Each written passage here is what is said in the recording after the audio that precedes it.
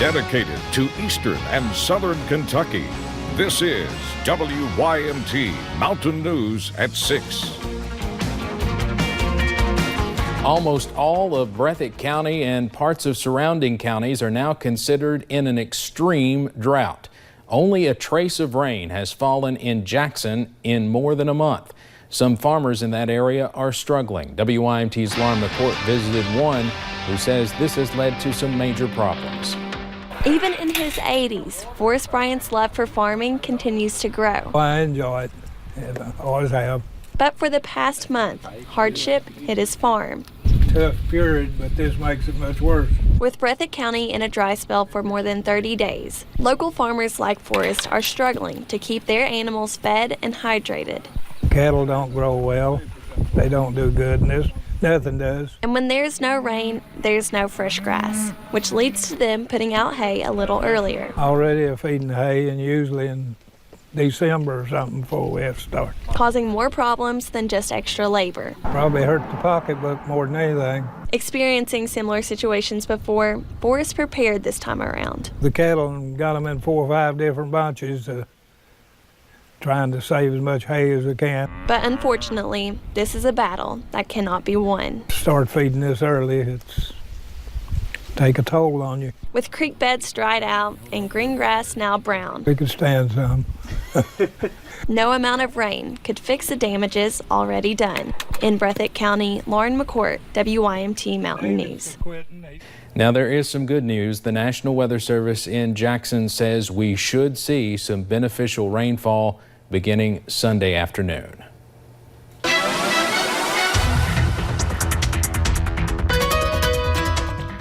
And as Lauren just said, of course, we all know it has been dry over the past several days, and the drought monitor shows that. This was updated earlier today. You could see a lot of our area is in a severe drought now, and some of us, including Breathitt County and even almost all of Hazard, or almost all of Perry County, excuse me, is in that extreme drought. So today marks 36 days without rain. The longest Jackson has ever gone without rain was 25 days, and you could see we have surpassed that. The reason I say today marks 36, it does not look like we are going to add any rain to the bucket today. It's been quiet as we look along satellite and radar, and of course those temperatures have been on the warmer side, low to mid 90s. This marks 7 days in a row that we've been in the 90s and 7 days in a row that we've broken temperatures. Reached a high of 95 at Jackson, 94 in London. Both records were broken.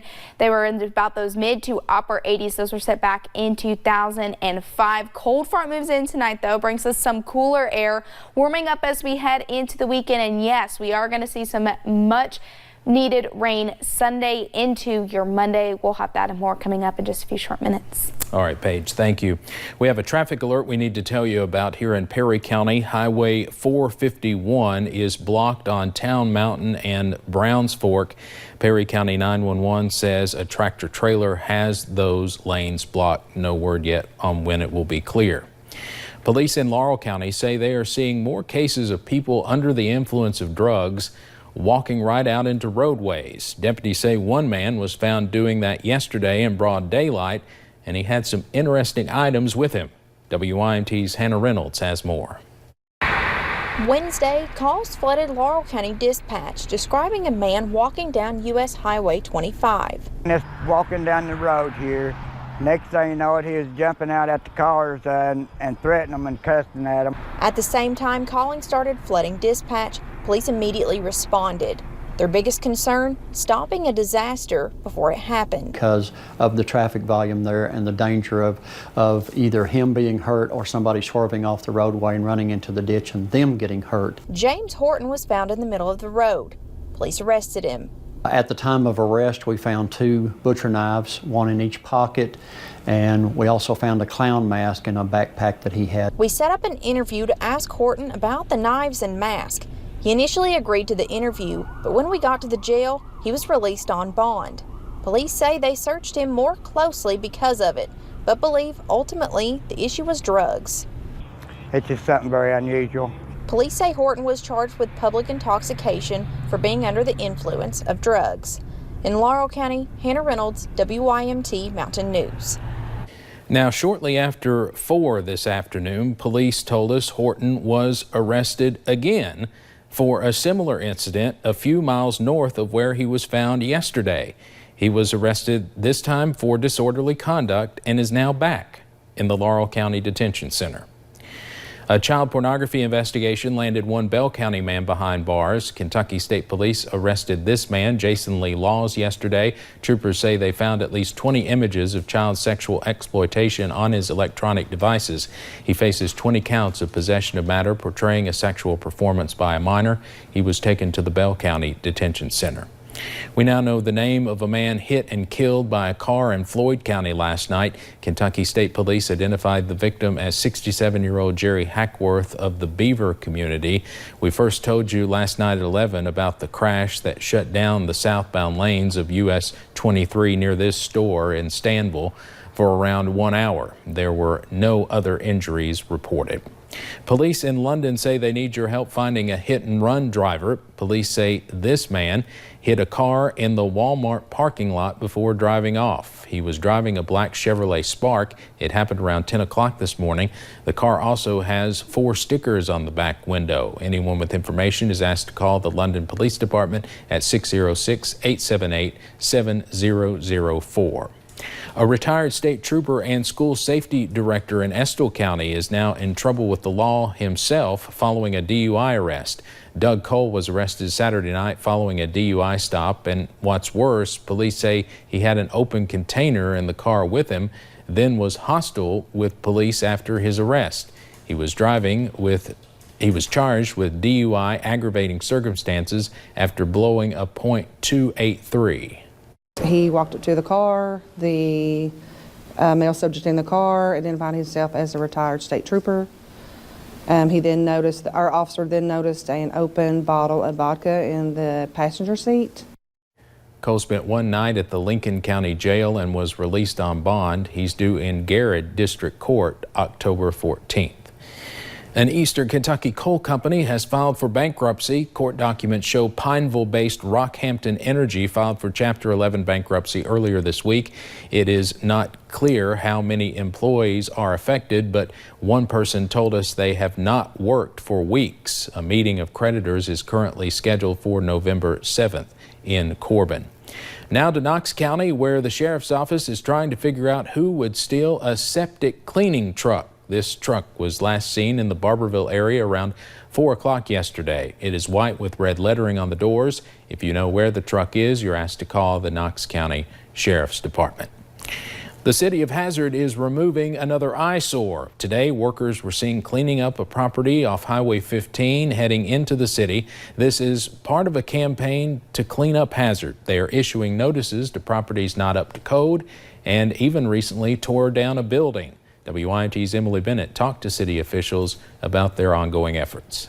The city of Hazard is taking action to get buildings up to code. These are what we call imminent action and emergency action, and this is one of the first properties you see as you come into the city, and we just want to make sure it's cleaned up. Officials posted a citation on this property on Route 15, but the owners did nothing. The landowner ignored the citation, which after 7 days, the citation actually turns into a final order.